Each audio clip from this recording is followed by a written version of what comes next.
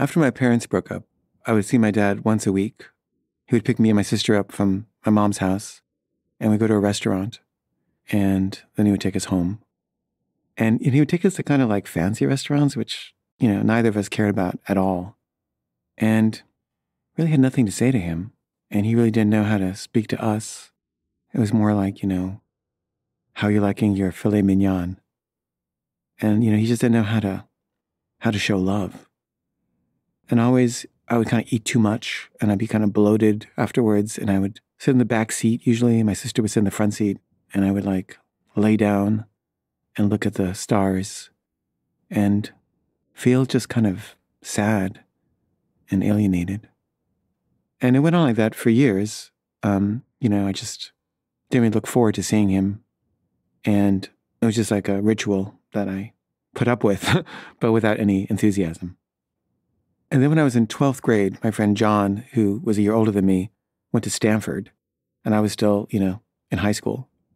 So I really wanted to visit him. And my sister was also at Stanford.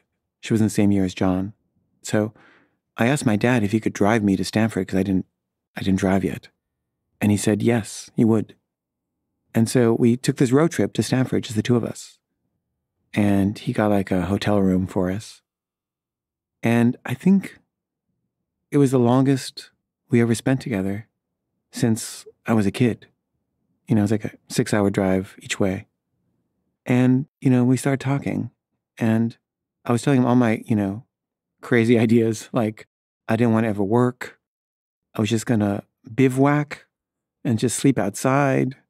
And I would just eat out of garbage cans. And I just was really against joining capitalism. And, he sort of, tried to gently talk me out of that approach to life. And I, argued insistently why I had no problem sleeping outdoors. And if it rains, I'll just, get a tarp. And he said, okay, whatever you want to do is fine with me. If you want to do that, that's okay. And this was a guy whose main goal in life was always just to get rich. Like, money really was his God. And, I was completely rejecting his value system. And he was so supportive of my doing that. I mean, I think he probably thought, it's not going to last. And he was right. But, just the fact that he kind of gave me permission to just like explore that path in life really meant a lot to me. And, went to Stanford and I stayed in my friend's dorm room, and my dad was alone in the hotel. And he was just very gracious about the whole thing. He just was, giving me a ride, and, he saw my sister.